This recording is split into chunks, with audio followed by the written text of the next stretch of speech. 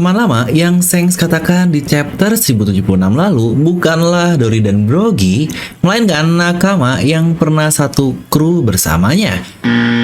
Dan tentu saja itu adalah di kapal sang Raja Bajak Laut, Goldie Roger, dan sosok itu adalah sang legenda misterius yang hilang sejak lama, alias Skipper Gaba. Nah, garis dreamers di film ini sini, dan kali ini kita akan membahas terkait apakah ada kemungkinan jika sudah saatnya bagi Skipper Gaban untuk dimunculkan di cerita utama, mengingat sudah memasuki saga terakhir dan dia adalah sosok yang sangat penting juga yang diperkenalkan oleh Oda. Tapi seperti biasa, pastikan kalian tonton video sampai habis ya, agar tidak ada informasi yang miss dan juga setengah-setengah. Karena One Piece itu tidak masuk akal, tapi akal bisa masuk. Nah, mari tanpa basa-basi lagi, kita langsung saja. Wadaw! Oke, pertama kita akan membahas dahulu terkait perkataan Shanks yang dia bilang jika dia tidak sadar menghabiskan waktu mengobrol bersama dengan teman lamanya. Kita akan mulai analisis dari scanlation yang ilegal dahulu ya, yang biasa nih yang rilis di awal-awal, di mana dari scan tersebut dikatakan jika dia sudah tidak sadar menghabiskan waktu cukup lama hanya untuk mengobrol dengan orang tersebut. Yang dia pun bilang, ya nggak bisa ditolong lah. Toh kamu tiba-tiba bertemu dengan teman lama yang kau kira sudah mati. Jadi dari sini, dari premis awal, mungkin akan terlihat jika itu adalah Dory dan Broggy yang sosoknya juga dimunculkan di chapter ini, bahkan bersamaan dengan Oimo dan Karsei juga. Tapi coba kita lihat di versi legal dari Viz atau Manga Plus-nya. Di situ Shanks bilang, tapi kau tidak bisa menghujat kami ketika teman lama yang saling mengira mati akhirnya bisa reuni. Ya, reuni yang di sini pun cukup ambigu sekali. Dan di sini mari kita coba analisis dan hubungkan ya. Pertama, jika itu adalah untuk Dory dan Broggy kata-katanya, kenapa Shanks mengira jika dia sudah mati atau bahkan ada yang mengira jika Shanks ini sudah mati? Di sini sudah kurang masuk akal ya, karena toh bukankah Dory dan Broggy mereka tidak kemana-mana dan sudah ada sejak lama di Little Garden lebih dari 100 tahun lamanya. Bahkan mantan krunya yaitu Oimo dan Karsei saja tidak tahu keberadaan dari kaptennya selama berpuluh-puluh tahun sampai akhirnya diinfokan oleh Usopp di Enies lebih lalu. Jadi untuk Shanks yang mengira jika Dory dan Broggy ini sudah mati itu benar-benar secara out of nowhere banget lah, sangat tidak masuk akal. Yang bukankah Shanks saat ini saja masih berusia 39 tahun? Atau mungkin jika Shanks bertemu dengan Dory dan Broggy di perjalanannya, yang ini sebenarnya masuk akal sih, dia bertemu di Little Garden, tapi tetap saja miss-nya adalah kenapa Shanks tiba-tiba mendapatkan informasi jika mereka berdua ini mati. Atau bukan gak lagi-lagi informasi terkait Dory dan Broggy ya di situ-situ aja lah, di Little Garden gak akan sampai kemana-mana. Yang jadi jika poin Dory dan Broggy adalah teman lama yang dimaksud Shanks, menurut saya masih kurang pas. Bahkan jika ternyata dia adalah teman lama yang dibilang oleh Shanks ini, toh bukankah buktinya di chapter ini Shanks meminta Dory dan Broggy untuk membantunya bertarung yang sangat mudah sekali dia ngomongnya, yang bahkan mereka pun menjawabnya dengan sangat santai. Siap brother, seakan-akan bukan teman lama yang mempunyai hubungan spesial.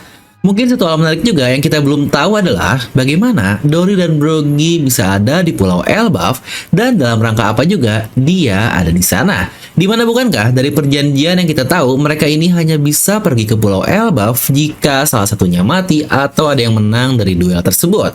Tapi tahu bukankah dua-duanya ada di sini dan terlihat sangat bersahabat? Mungkin bakal ada yang bilang nih, mereka sudah berubah kali bang setelah bertemu dengan Luffy. Nah untuk poin ini juga sebenarnya salah besar ya, karena kita lihat di chapter 633, yang ini pun terjadi pasca time skip dan mereka masih bertarung di Little Garden. Ya mungkin jika kalian tonton video saya sebelumnya, di mana timeline dari kembalinya Luffy pasca time skip sampai present time sekarang di Pulau Egghead dan Shanks di Elbaf ini kurang lebih hanya memakan waktu 2 bulan saja. Yang berarti dalam waktu itu Dory dan Broggy kembali ke Pulau Elbaf yang entah dengan trigger apa, mereka melupakan semua harga diri pertarungan duel mereka selama 100 tahun. Kembali ke kata-kata Shanks awal, kira-kira siapakah teman lama yang akhirnya reunited? Oke, dari perkataan tersebut sudah membuktikan seakan-akan ada hal lama yang terjadi bersama mereka, dan akhirnya mereka pun berkumpul kembali bersama yang bahkan kata-katanya reuni kan. Yang lagi-lagi jika kita hubungkan semua hal tadi, teman lama yang dikiranya sudah mati, bukankah kemungkinan besar jika itu ada hubungan dengan masa lalu Shanks juga? Ya contohnya bajak laut sebelum dia membuat bajak lautnya sekarang, yaitu Akagami no Shanks, yang tentu saja itu adalah bajak laut dari Goldie Roger. Yang kita semua tahu, bajak laut Roger dibubarkan 25 tahun yang lalu, dan sejak saat itu mereka semua terpisah ke tempat yang bahkan tidak diketahui oleh masing-masingnya. Yang pasti juga banyak dari krunya yang tidak tahu jika Roger mempunyai anak, yaitu Portgas DS ini, yang Relic sendiri pun berkata dia bahkan tidak tahu kemana nakama-nakamanya yang dulu dan apakah mereka masih hidup atau tidak. Maka bukankah pernyataan dari Shanks ini semakin masuk akal jika dia mengiranya sudah mati seperti kata-katanya di chapter 1076 ini? Nah, lalu kira-kira siapakah sosok tersebut? Ya, seperti yang saya sampaikan di judul ini, yang cukup besar kemungkinan jika itu adalah Skopper Gaban, satu karakter legenda yang sudah sangat seharusnya dimunculkan oleh Oda. Mengingat dia ini memiliki highlight yang sangat tinggi di bajak laut Roger.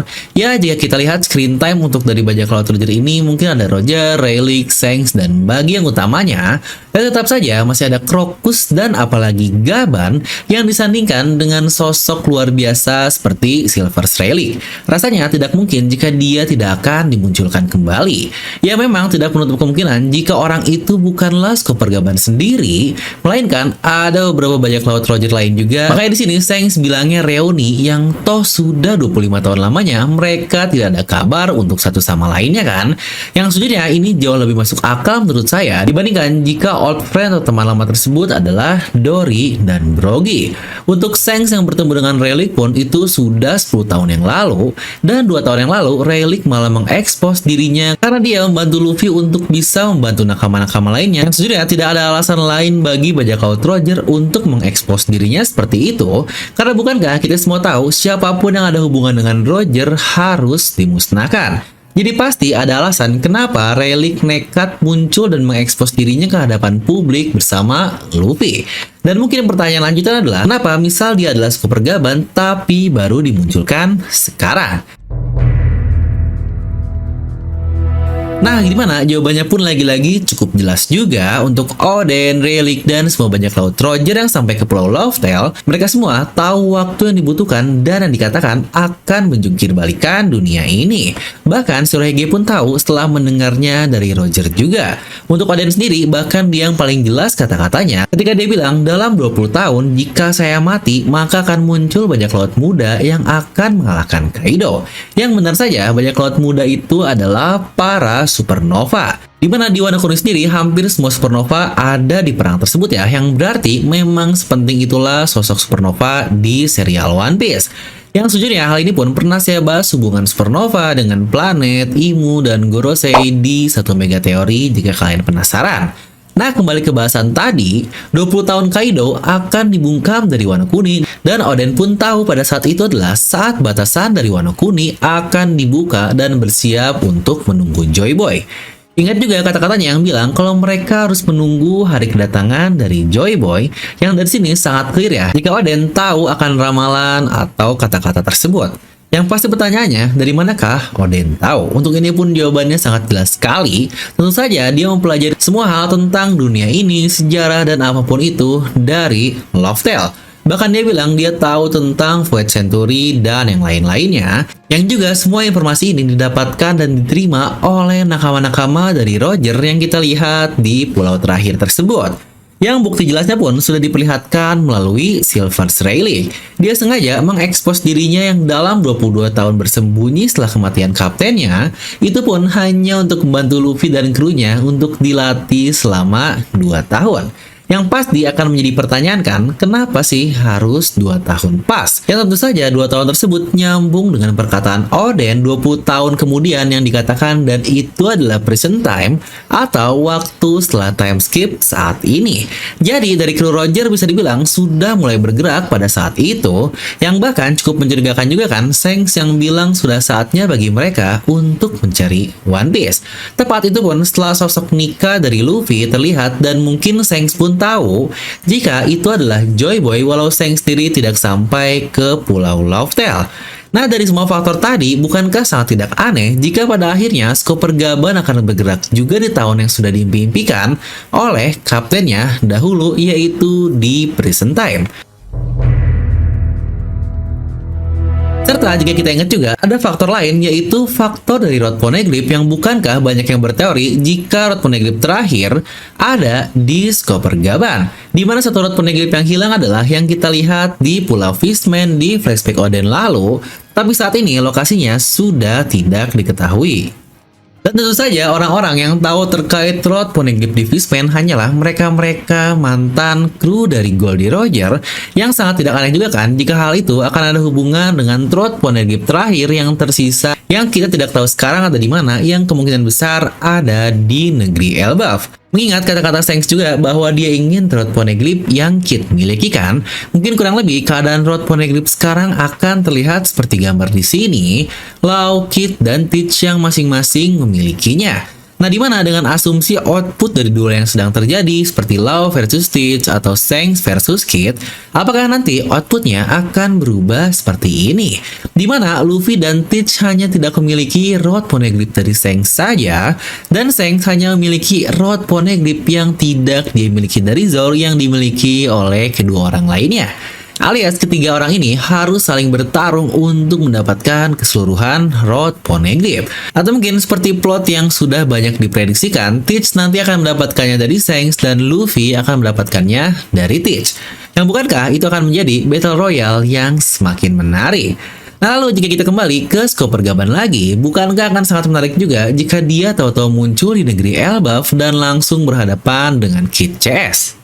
Kekuatan top tier dari kru sang Raja Bajak Laut saja pasti sangat gila banget. Ya mungkin kalau kita ambil dari non-canon lah, seperti di movie Stampede yaitu Douglas Ballet. Tapi ya balik lagi sih, Kid sekarang pun jauh lebih kuat dibandingkan dulu. Jadi menurut saya, duel di antara kedua rambut merah ini akan sangat menarik. Oh iya, buat kalian juga yang tertarik, saya pernah membahas terkait Morgan di mana akhir-akhir ini kenapa dia gencar membuat propaganda seakan-akan memojokkan pemerintahan dunia. Yang apakah jangan-jangan jika Morgan juga bagian dari kru sang Raja Bajak Laut alias Roger? Atau bahkan banyak teori dari kalian yang berkata, atau jangan-jangan Morgan adalah skop pergaban? Yang menurut saya itu hal yang sangat menarik sekali. Mungkin kalian bisa tonton video ini nih untuk mega teori lainnya ya.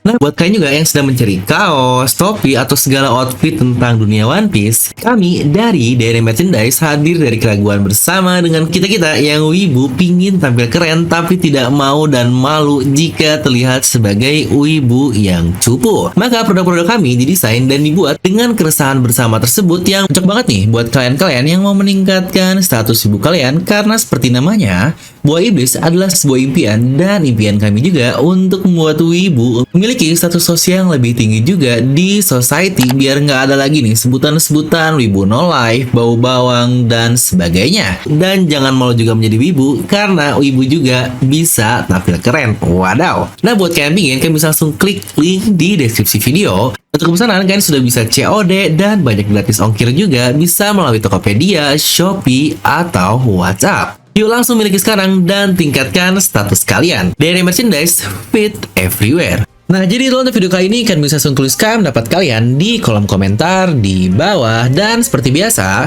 semoga kalian terhibur dengan video ini. Like aja kalian suka, dislike aja kalian suka, jangan lupa untuk subscribe dan juga share video teman kalian.